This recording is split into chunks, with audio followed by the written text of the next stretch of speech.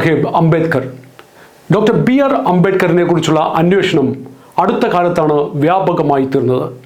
യാഥാർത്ഥ്യത്തിൽ ഒരു വട്ടമല്ല, പലവട്ടം ചോദിക്കേണ്ട ചോദ്യമാണ് ആരാണ് അംബേദ്കർ എന്നത്. കൂടെ ചോദിക്കേണ്ട മറ്റൊരു ചോദ്യം ആരൊക്കെ കൂടിയാണ് അംബേദ്കറിനെ തമസ്കരിച്ചത് എന്നുകൂടിയാണ്.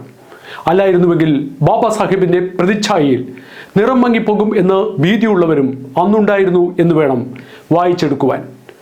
ബഹുമുഖ പ്രതിഭയും തത്വചിന്തകനും സാമൂഹിക പരിഷ്കർത്താവുമായിരുന്ന അദ്ദേഹം ഭരണഘടന നിർമ്മിച്ച കമ്മിറ്റിയുടെ ചെയർമാനായിരുന്നു. അതുകൊണ്ട് തന്നെ അദ്ദേഹത്തിനെ ഭരണഘടനാ ശില്പി എന്നാണ് വിളിച്ചു പോന്നിരുന്നത്. ആദ്യ നെഹ്റു സർക്കാരിലെ നീതിന്യായ വകുപ്പ് മന്ത്രിയായി കൂടി അദ്ദേഹം സേവനമനുഷ്ഠിച്ചിട്ടുണ്ട്.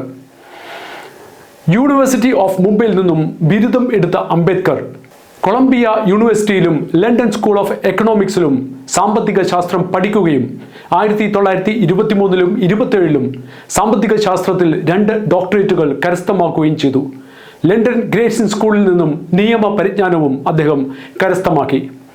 മഹർ എന്ന ദളിത് വിഭാഗത്തിൽ മധ്യപ്രദേശിലെ മൗ എന്ന സ്ഥലത്ത് 1891 ജനിച്ച അംബേദ്കറിൻ്റെ ബാല്യം ജാതി വ്യത്യാസത്തിൻ്റെയും തൊട്ടുകൂടായ്മയുടെയും സാമൂഹിക സാമ്പത്തിക വിവേചനത്തിൻ്റെയും കറുത്ത നാളുകളിൽ കൂടിയാണ് കടന്നു പോകുന്നത്. മുതിർന്നപ്പോൾ വ്യവസ്ഥിതി തീർത്ത സാമൂഹിക അസമത്വത്തിനെതിരെ അദ്ദേഹം നിരവധി റാലികളും പോരാട്ടങ്ങളും നടത്തിയിരുന്നു. പാർശ്വവൽക്കരിക്കപ്പെട്ടവർക്ക് വേണ്ടി അദ്ദേഹം നടത്തിയ പോരാട്ടങ്ങൾക്ക് അന്നത്തെ അറിയപ്പെടുന്ന നേതാക്കൾ വേണ്ടത്ര പരിഗണന നൽകിയോ എന്നത് സംശയമാണ്. ആദ്യം ചോദിച്ച ചോദ്യം രണ്ടാം വട്ടം കൂടി ഞങ്ങൾ ചോദിക്കുകയാണ്. ആരാണ് ബാബാ സാഹിബ് അംബേദ്കറിനെ തമസ്കരിക്കുവാൻ പദ്ധതിയിട്ടത്? നെഹ്റു മന്ത്രിസഭയിൽ നിയമമന്ത്രിയായിരുന്ന അംബേദ്കറെ ഒഴിവാക്കണമെന്ന് അഭ്യർത്ഥിച്ചുകൊണ്ട് 1952 നെഹ്റു ലേഡി മൗണ്ട് ബാറ്റൻ അയച്ച കത്ത് ഈയിടെ ചർച്ചയായിരുന്നു. ഉള്ളടക്കത്തിൽ ആദ്യ പൊതു തെരഞ്ഞെടുപ്പിൽ തന്നെ അംബേദ്കറെ തോൽപ്പിക്കേണ്ടതിനെക്കുറിച്ചും നെഹ്റു പറയുന്നുണ്ട്. പിന്നീട് നെഹ്റു മന്ത്രിസഭയിൽ നിന്നും രാജിവെക്കേണ്ടി വന്ന അംബേദ്കർ അന്ന് പറഞ്ഞത് തനിക്ക് യാതൊരുവിധ പരിഗണനയോ പ്രാധാന്യമോ പ്രവർത്തന സ്വാതന്ത്ര്യമോ അവകാശമോ അവിടെ ലഭിച്ചിരുന്നില്ല എന്ന് തന്നെയാണ്. അംബേദ്കറുടെ രാജി പ്രധാനമന്ത്രി നെഹ്റുവിൽ യാതൊരുവിധ പ്രയാസവും ഉണ്ടാക്കിയിരുന്നില്ല എന്ന് മാത്രമല്ല, മറ്റൊരു വിധത്തിൽ അത് അദ്ദേഹത്തിന് ആവശ്യവുമായിരുന്നു. അംബേദ്കർ ഒരിക്കലും നെഹ്റുവിൻ്റെ പട്ടികയിൽ ഉണ്ടായിരുന്നില്ല.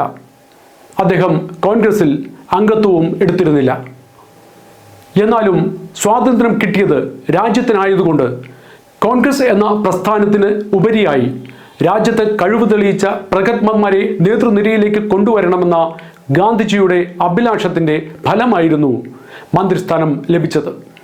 ജാതി സംവരണം, ഹിന്ദു കോഡ് ബിൽ, കാശ്മീരിന് പ്രത്യേക പദവി നൽകുന്നു എന്ന് ആർട്ടിക്കിൾ 370 എന്നീ വിഷയങ്ങളിൽ അംബേദ്കറിന് നെഹ്റുവുമായി കാര്യമായ അഭിപ്രായ വ്യത്യാസം ഉണ്ടായിരുന്നു. കാശ്മീരിന് പ്രത്യേക പദവി നൽകുന്നതിന് നെഹ്റുവിന് അതീവ താല്പര്യവുമുണ്ടായിരുന്നു. കൂടാതെ ഷെയ്ഖ് അബ്ദുള്ളയെ ആ സംസ്ഥാനത്തിൻ്റെ പ്രധാനമന്ത്രി ആക്കുവാനും പദ്ധതി തയ്യാറാക്കിയിരുന്നു. അംബേദ്കറിൻ്റെ പതനം തുടങ്ങുന്നത് അല്ലെങ്കിൽ അംബേദ്കറിനെ ഒഴിവാക്കുന്നതിൻ്റെ കളമൊരുങ്ങുന്നത് ഷെയ്ഖ് അബ്ദുള്ളയുമായി അദ്ദേഹം കാശ്മീരിൻ്റെ പ്രത്യേക പദവി വിഷയത്തിൽ എതിർത്ത് സംസാരിച്ചതു മുതലാണ്. അദ്ദേഹം പറഞ്ഞു, നിങ്ങൾക്ക് ഇന്ത്യ കാശ്മീരിനെ സംരക്ഷിക്കുകയും കാശ്മീരിലെ ജനങ്ങളെ ഊട്ടുകയും ചെയ്യണം. കൂടാതെ കാശ്മീരികൾക്ക് ഇന്ത്യയിൽ എല്ലായിടത്തും അവകാശങ്ങൾ അനുവദിക്കുകയും വേണം. എന്നാൽ ഇന്ത്യക്കും ഇന്ത്യക്കാർക്കും കാശ്മീരിൽ യാതൊരുവിധ അവകാശവും ഉണ്ടായിരിക്കുകയുമില്ല. ഞാൻ നിയമമന്ത്രിയാണ്. ഈ കൊടുംവഞ്ചനയ്ക്ക് കൂട്ടുനിൽക്കുവാൻ എനിക്ക് ആവില്ല. അംബേദ്കർ പറഞ്ഞു നിർത്തിയെടുത്തു നിന്ന് നെഹ്റു തുടങ്ങുകയായിരുന്നു. നെഹ്റു തൻ്റെ അടുത്ത അനുയായിയായ ഗോപാലസ്വാമി അയ്യങ്കാരെ കൊണ്ട് കാശ്മീരിന് പ്രത്യേക പദവി നൽകുവാനുള്ള നിയമത്തിന് വേണ്ടിയുള്ള കരടുരേഖകൾ തയ്യാറാക്കുവാൻ ചുമതല നൽകുകയും പിന്നീട് അംബേദ്കറുടെ എതിർപ്പിനെ അവഗണിച്ച് നിയമമാക്കുകയും ചെയ്തു.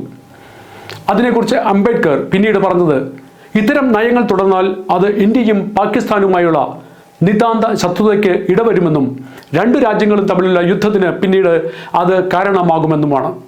ഇവിടെയെല്ലാം നമ്മൾ കാണുന്നത് ദീർഘവീക്ഷണവും സാമൂഹിക അവബോധവും തീവ്രമായ രാജ്യസ്നേഹവുമുള്ള അംബേദ്കർ എന്ന മഹാനായ വ്യക്തിയെ തന്നെയാണ്. ഇനി നിങ്ങൾ പറയൂ, യാഥാർത്ഥ്യത്തിൽ ബാബാ സാഹിബ് അംബേദ്കറെ തമസ്കരിച്ചത് ആരാണ്? അത് എന്തിനു വേണ്ടിയായിരുന്നു? ജയ് ഹിന്ദ്.